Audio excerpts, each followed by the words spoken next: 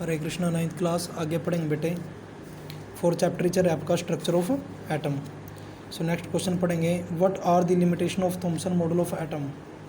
ठीक है, जो अब थॉमसन ने एटम के ऊपर डिस्कवरी करी थी तो एटम के बारे में कुछ बातें बताई थी, बट उसकी कुछ कमियां भी थी, लिमिटेशन भी थी, तो वो मुझे यहाँ पे बतानी है, क्या डिस्क्राइब करनी है मुझे। ठीक है, क्या क्या कमियाँ थी।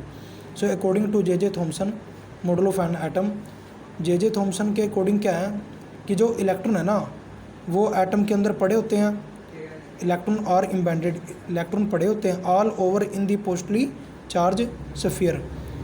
अब थॉमसन ने ये बोला था भी कोई एक एटम है, ठीक है, गोलाई में होती है एटम और उसके ऊपर पॉजिटिव चार्ज है सारी जगह, ठीक है, पॉजिटिव चार्ज होता है, तो इलेक्ट्रॉन भी उसके अंदर ही पड़े होते हैं, नेगेटिव के रूप में पड़े होते हैं, जहाँ जहाँ नेगेटिव वो क्या होते हैं, इलेक्ट्रॉन। ये बात बोली थी उसने।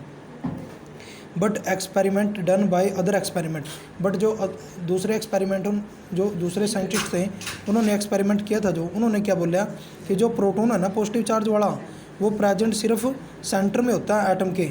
अब इसने क्या बोल दिया था कि जो एटम है वो सारी जगह पड़े होते हैं, ठीक है।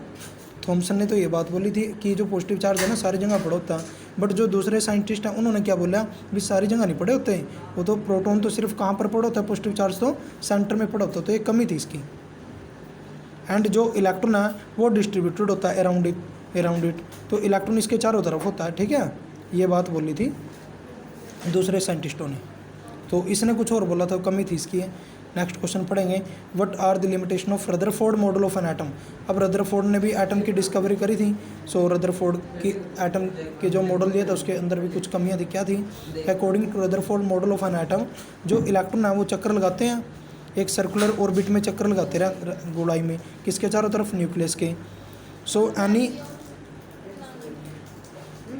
एनी सच पार्टिकल, कोई पार्टिकल जो कि रिवॉल्व करता है, वुड अंडरगो एक्सरलेशन, ठीक है, कोई भी पार्टिकल जो चारों तरफ घूमता रहता है वो एक्सरलेट जरूर होता है, और एक्सरलेट होकर वो कहाँ पर आ जाता है, वो अपने में से एनर्जी को निकालता है, रेडिएट करता है, निकालता रहता है। जब किसी इलेक्ट्रॉन में से एनर्जी निकल जाती है ना, लॉस हो जाती है, तो वो गिर जाता है।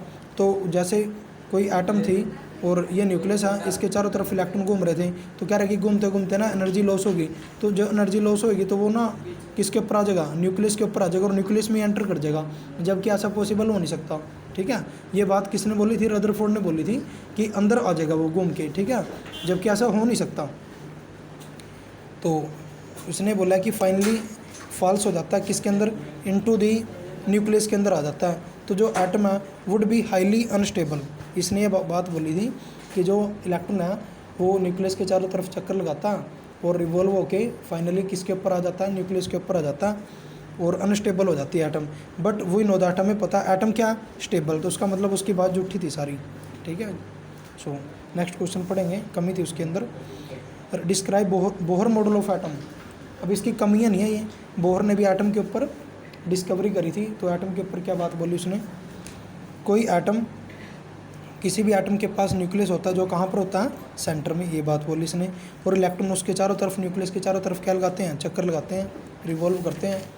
तो जो जैसे यहाँ ये एटम है, ये न्यूक्लियस है, इलेक्ट्रॉन इसके चारों तरफ चक्कर लगाते रहते हैं, तो एक स्पेसिफिक पाथ में लगाते हैं, ठीक है, एक स्पेसिफिक पाथ में करते हैं, चक्कर लगाते रहते हैं।